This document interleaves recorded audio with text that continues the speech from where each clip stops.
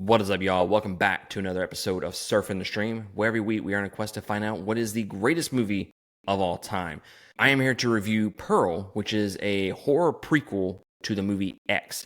So Maxine is coming out this week, and I thought it was time to kind of revisit the other two movies of the trilogy, try to get my head right for the movie, because I'm pretty excited to go see Maxine. So Josh and I have already reviewed Pearl, so you can go click on the other review. We have probably about a 30-40 minute discussion on Pearl and how much we really enjoyed that movie. Maybe not as much as X. So it was interesting to come back into this movie and revisit it, because this would be my second time watching it. And I remember watching X and being just instantly falling in love with that movie. But then Pearl was kind of like, I wasn't really ready for what that movie was, because honestly, Pearl is a movie that is vastly different from X.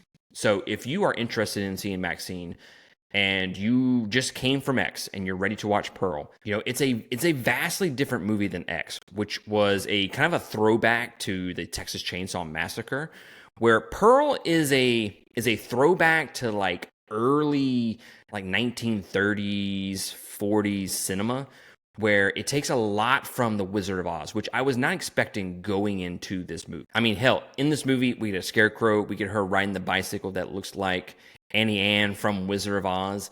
Just lots and lots of visuals from Wizard of Oz in this movie, which, again, I was not expecting. So, yeah, it's a vastly different tone for this movie, and it takes a little while for it to get going. What's great about Pearl is the fact that it is not following Maxine's perspective in this movie. It is not a prequel in that sense where you see where she came from. No, we're actually doing a prequel and telling the story of the killer from X. And just seeing the story behind her character was really great. I think story-wise, this movie is pretty damn good. And yeah, you can make the case that this probably needed about 10, 15 minutes shaved off of it to where it's more of like an hour and 20, hour and 30 minutes long. But honestly, I would say to that it kind of needs that, because the one thing that this movie does, it slowly builds and it slowly shows you just how crazy Pearl is. And the slow, methodical build of her character throughout this movie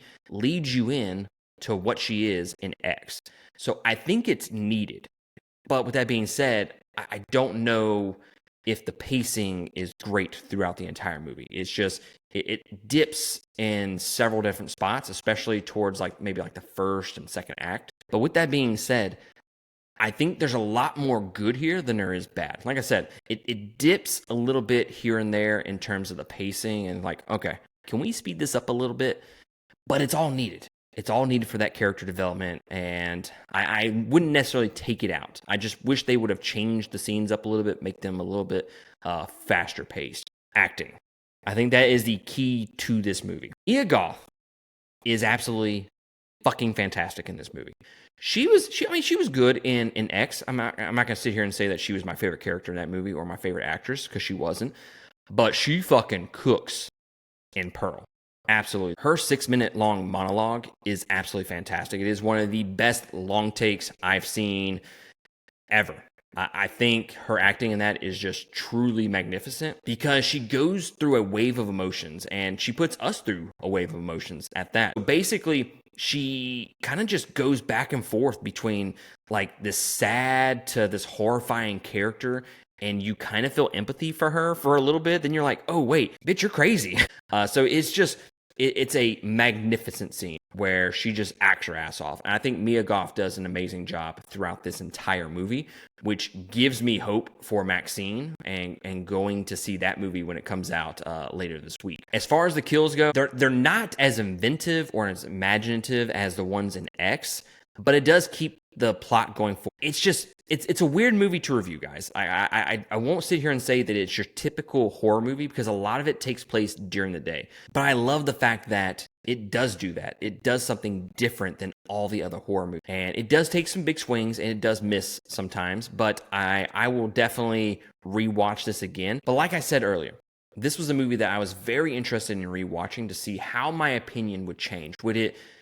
Would I love this movie more, or would I love it less? And I think I do like it a bit more, because I think I understand the movie a little bit more.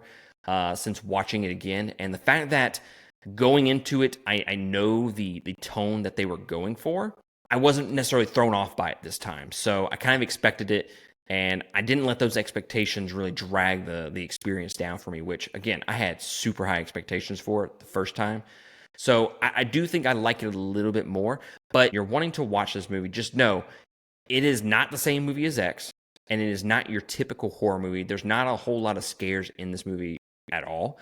And there's only a handful of scenes where it takes place at night. It's definitely not as good of a movie as X, in my opinion, but it is still a worthy companion to that movie, and I would definitely recommend watching it if you're a fan of X. But like I said, if you do want to listen to that review from Josh and I that we did when it originally came out, I would recommend going and checking that out. Now, it is not on YouTube. It is audio only, so you'll have to go to your favorite podcast listening app. Just search for Surfing the Stream. I appreciate y'all joining me. Let me know in the comments below of what you think about Pearl and if you are excited for Maxine coming out this week. I'll catch y'all next time on another episode. Laters.